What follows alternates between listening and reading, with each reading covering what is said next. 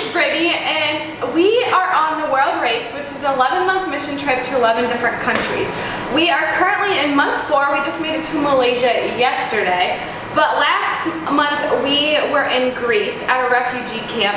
So we have questions that some of our donors and friends asked us, and so we're just going to answer them. So the first question was what camp we were at, and that was in Lesbos, Greece. We can't name the camp, but it was in a military base, so we were unfortunately not allowed to take pictures. And we were there for a month.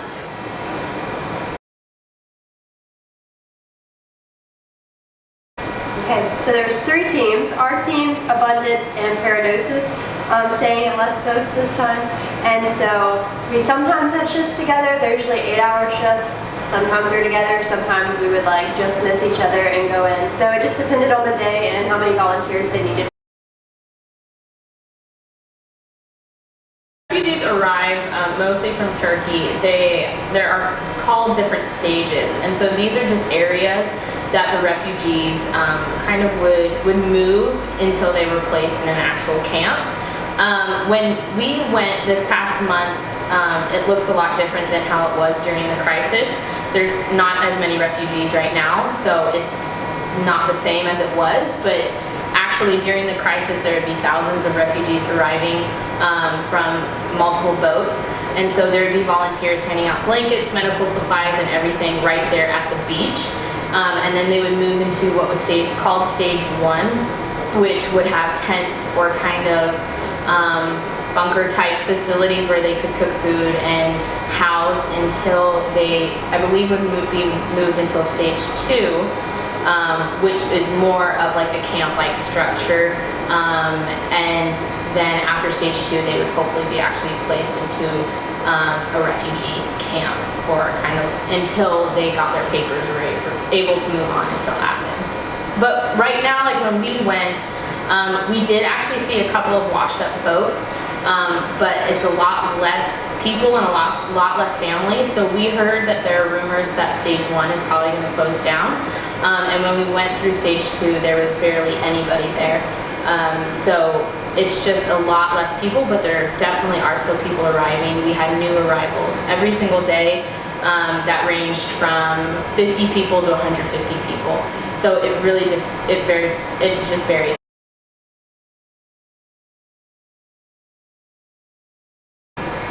Okay, so as far as we know, there are not like camps in Turkey. Turkey is just like the closer border.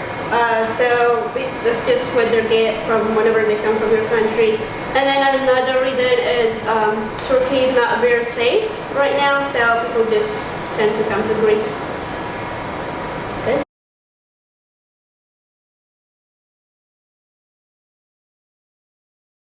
So they do move on to Athens, but we don't know a lot about what happens after they move to Athens.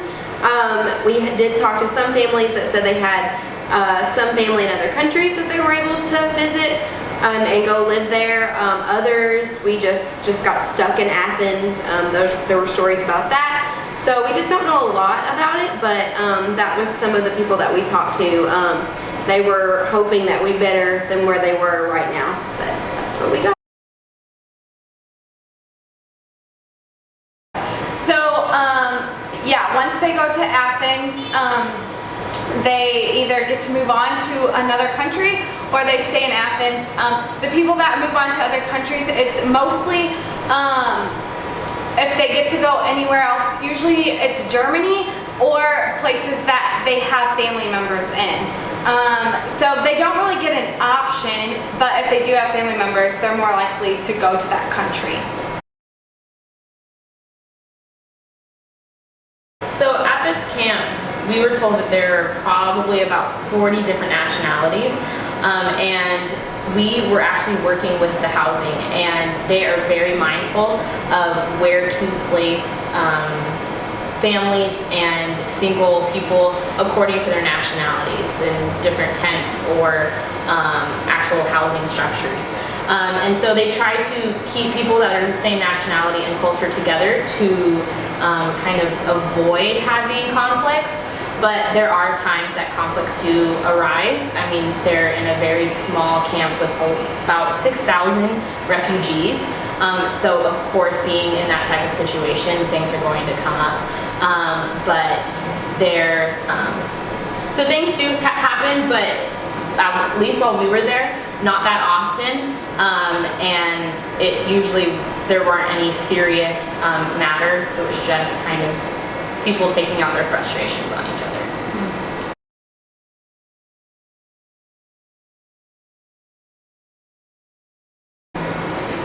So we talked to a few Muslim people while we were there. I talked to one lady that was living in the family section, and she actually did go and have her prayer time.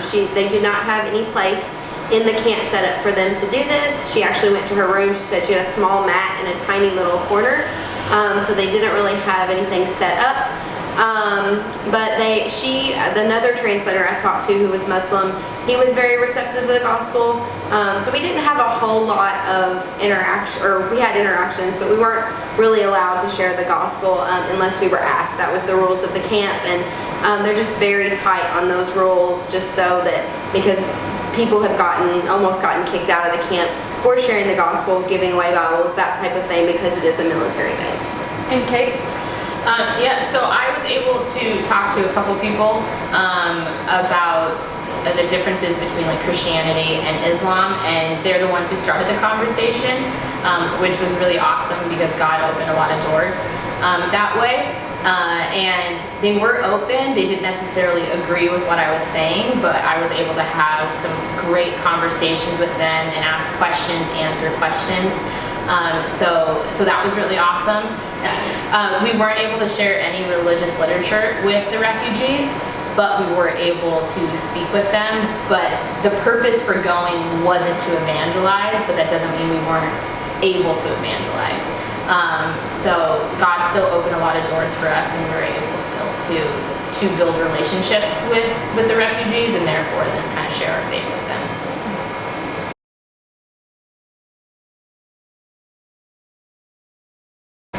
Okay, so this question I can only answer based off one interaction I had. It was a taxi driver, and he explained that since the crisis and having this camp, their tourism has gone down, in addition to their economy, because if there's not tourists, there's not many people spending money. And if you didn't know, Greece's economy was already awful. They wiped out their own currency and went to euro. And so he explained also it's very different because they do have different religions. Most of them at the camp were Muslim, while as I think Greece is, like he said, 90 to 95% Orthodox Christian. And so he said that's been very hard, and just Lesbos itself, he's seeing like the differences and how nice it used to be, and now there's trash everywhere and just people walking around. So he explained that it's been very difficult, and also with the language barrier, just different cultures mixing together. So that's only on his answer. We didn't really talk to other people about it, but that is what I know.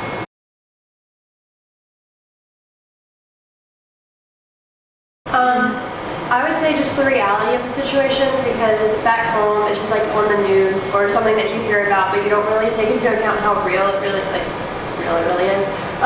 And so just going and seeing it and experiencing, it's going to be hard to take that back and like just speak it and let people understand.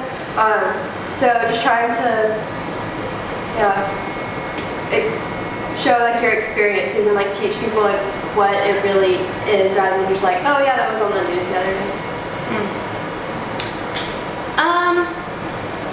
For me, I think the one thing that I've learned, and Americans have a big bias on, is just like who Arabics are or Afghanis are, and just like being with them and seeing how they're living, but also how they interact with us. It was amazing. And like, I just want people to know in the States, like, they are people just like us, and they are suffering due to this crisis. And just the reality, and like knowing back home the generalizations we make of these people. And so I just want people to know like who they are, and they are real, and they're so loving. I mean, just to kind of go off what they said, like, just God really taught us how to see people the way Jesus does. Like, just seeing those little faces, the kids, and just having tea with the families, and you know, just like Brittany said, like, just see people differently. You know, don't throw off the stereotypes, because they're just, you know, when you get to know someone and really hear their story, it makes a big difference. So that's what I will take with me. It's kind of like the same as what everyone else is saying. It's like the fact that people are people, no matter where they come from or their story. And then another thing, this isn't new for me, like I've learned this, but it's just like another reminder how the people that have the least always give the most. So like going home, I want to have that mindset, like I don't want to keep everything I have, but just like share with other people what God has given me. What I learned and will take away is just that, one, there is so much need in this world, whether we know it or not, and that there are so many different ways that we can serve and help, and you know, there are just opportunities everywhere, and all we need to do is be a little bit proactive in how we want to serve, whether that be going to a refugee camp. I mean, we had multiple volunteers coming in and out that we met throughout the month, and they were just, some were there for a week, some were there for a month, some were there for 9 months or something. And so just that there is such a need, and that you can serve in any way.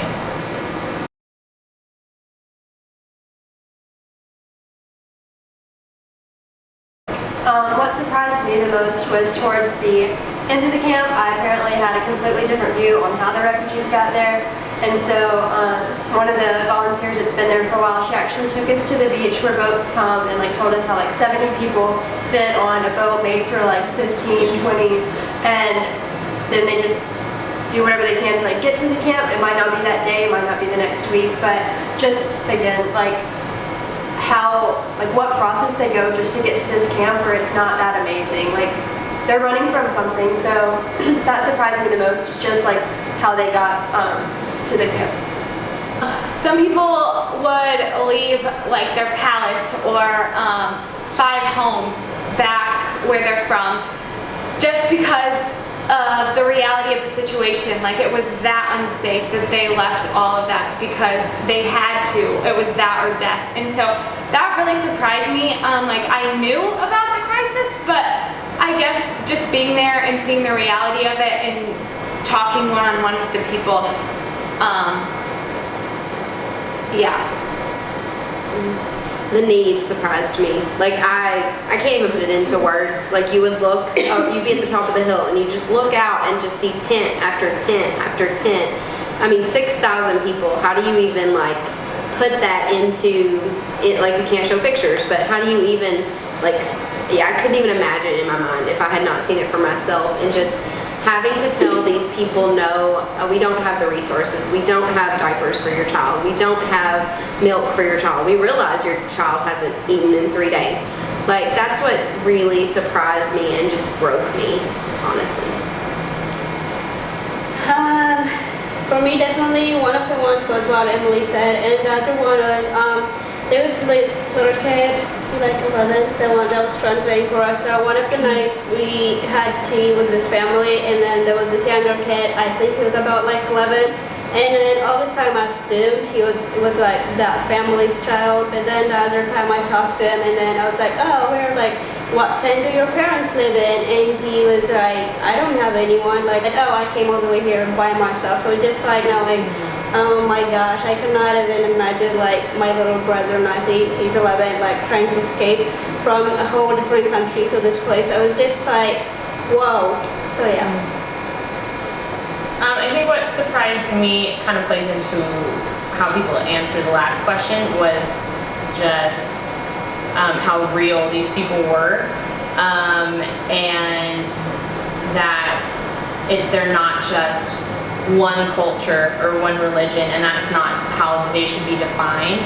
I came in with my worldviews and what I had been taught or had learned on the news or through media, and I came in with my assumptions, and I was just surprised by them and how much I just adored these people, the people that we were able to serve and work with, and families, and the single men, and the translators and everything, just like this community of people that are so beautiful in so many different ways. And so that just shocked me, and how loving they were as well when they were in their situation was just really amazing.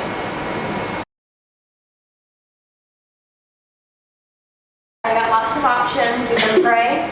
Most importantly, pray about coming, pray about giving. Just pray for them, little prayers. Yeah, and then if you do pray about giving and you feel led to, we'll get you that link. I don't know right now. Or if you pray about coming, get you that link too. So you could like donate directly to your relief, and that doesn't necessarily mean that it'll go straight to the camp we were working at. But it helps like the card. Are they? Yeah. It just helps with what your relief is doing. I think you could also kind of, I don't know if there's links directly to the volunteers, but a lot of volunteers are paying to come themselves, and so supporting people and donating for the actual volunteers who are coming, I'm sure would be very helpful. But while we were there was a huge shortage in supplies. Heather mentioned diapers and milk, and you would think that hundreds of diapers would go in maybe a couple weeks. It would go in a number of days. And so there's a huge need just for the basic supplies for people. So that's another thing to consider.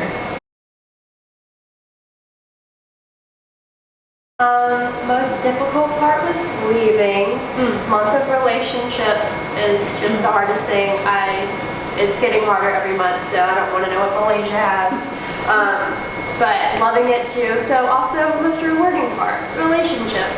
They taught us so much about loving each other and not expecting anything in return, like giving anyways, and just loving unconditionally, just like God loves us. I know that sounds super cliche, but it's just so true. Just loving and being okay with being hurt and like seeing the brokenness, but just diving in completely and just giving it everything you have. Most difficult for me was, I think, trying to advocate for families, but at the same time having to push other families away. So like in tent situations, there would be like 14 plus people in the tent, but they needed more people in there. So you are having to try and tell this family, hey, like, sorry, but you got to move your stuff over so we can get these other people in. And so you're trying to advocate for these people that are going to sleep outside, but you're also like trying to empathize with this family that doesn't have anything but that space, and you're telling them they have to move over. So that was really difficult. And also leaving didn't hit me until the last day. We had already been gone from camp for 2 days, but getting on the bus, yeah, it was difficult. Most rewarding would definitely be working and building relationships with the families. Just having tea with the family. And the last day, there was this guy, I had helped his family move out of new arrivals, and I like explained to him that I was leaving, and he was just like, oh, like, are you okay? And I was like, yeah, like, I'm sad. He's like, it's okay, we're all sad, but just know that you made a difference, and God bless you, and we are so thankful you came. And just like to hear that, you don't always hear that while you're at camp. There's a lot more said, like, you're nothing, or America, no good. And so just to hear that, and like have that relationship throughout the whole time with him and his family, it was just really good and rewarding to know that even though we left, he felt like we made a difference. Definitely the hardest part, and she kind of mentioned it for me. One day I was given a job to take families that had taken over space that they weren't supposed to have and move them back into the teeny tiny little space that they were supposed to be in. I had one family of 6 that was in, literally there was one bunk bed and a space about this big, and that's all they had for 6 people, and they had taken over another spot, so my job was to put them back. It was each case took 3 and 4 hours to get these people and convince them to go back to where they were supposed to go, and it was tough, but yeah, and definitely leaving, that was hard too. Most rewarding would definitely, I worked some at a particular gate. We would guard gates while we were there, and I guarded this one gate several hours, and just getting to know those people and kind of becoming a part of their family was just amazing. They would always be feeding me and giving me tea and just, you name it, handing me their babies. Like, I didn't keep them. I wanted to, but I did not keep them. But yeah, that was definitely the most rewarding. Most difficult was the field. First, I would just like seeing all the needs, but there were times where I felt like I wasn't doing enough, and I wanted to give all the people a house, a food, diapers, milk, but I just felt like all I was saying was no. And then another difficult thing was all the racial comments, the comments on my hair, on my face, my look, my nationality. It was just like so overwhelming. Wow, okay, and then most rewarding, there were a few, just seeing the smile on people's face. Sometimes you'll give them, you put them in a tent full of people and they'll still smile just because they had like a place to sleep in, or like you'll hand them like a blanket and they were so happy to get it. But one of my just like favorite moment was I worked on a gate where there were single men for a lot of my time, and then there was this guy who was just always angry, there were 2 times when he made me cry just because he was just so mean, I couldn't understand why. And then so 2 days before we left, I think like I told Heather all I wanted to see was like him smile or like do something, because all that time I just tried to be patient with him, tried to be nice, he just didn't get it. And then like a night before I left, I saw him and then I told him how I was leaving and all that stuff. He actually stopped and talked to me, and then he was actually laughing. That was just like awesome. I'm like, okay, all of that crying and like all of that like hard time was worth it just for that like 2 or 3 minutes. So that was very rewarding. To be honest, this is the hardest month that I have had yet, for a lot of different reasons. But I think it's also my favorite month so far. But one of the challenging parts was just serving people who don't want to be served, or to be the object of someone's frustration. It's really hard to come to a place and be excited to serve in any way possible, and to then have to tell them no, or not let people into a gate, or just kind of almost make their life more difficult in their eyes, and then them getting upset at you. And yes, to feel helpless and not being able to give them everything that they need was really hard too. But there were times that made it worth it, when people actually appreciated what we were doing and saw that we are volunteering, we took time out of our lives to come because we do care. I actually had one man who came to me just after I was kind of struggling with guarding gates, and he said that there are people that are just trying to take your joy away, and they're just upset and all those things, but don't let them, basically. And he saw what we were doing. There were a lot of people who saw what we were doing, and were very thankful and appreciative. So that just made it worth it. Okay, well, that's all we have question-wise, but thank you for listening. Check out and subscribe to our blog.